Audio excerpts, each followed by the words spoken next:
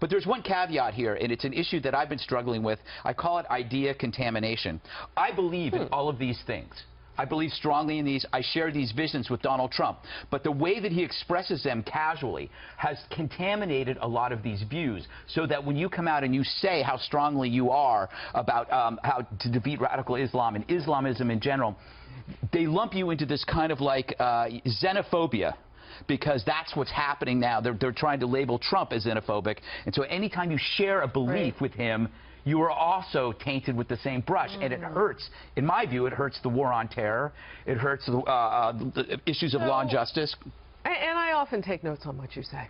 Thank you. So I wrote that idea contamination down. So what is Donald Trump expected to do about that? I mean, is he expected just not to have the conversation? Because there are some things that there are some things that we're talking about now that if it were not for him, they wouldn't be part of the campaign. You don't think that we'd be talking this much about illegal immigration if it weren't for Donald Trump? I think illegal immigration and terror and race and law and order has been the staple of Fox News for 10 years. Well, all he did was watch Fox News. In the campaigns themselves. I mean, until recently, had you heard President Obama say that fighting ISIS is his #1 priority?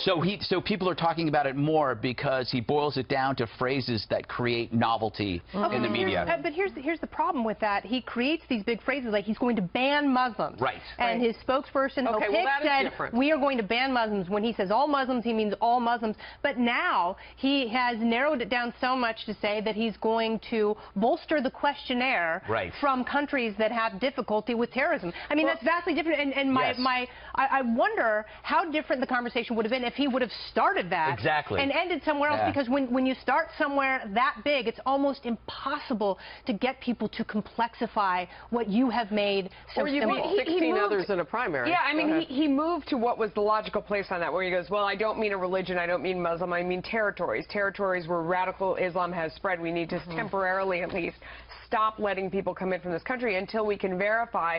And I am, for one, you know, every time they say we are able to go back and vet and verify everybody who's coming from this country, I have a really hard time believing that myself, because I've been to the post office, I've been to the DMV, the government doesn't do things well. I don't know how they could possibly do this. But he has to be more disciplined, like Greg said, that his sloppy language is getting in the way of it.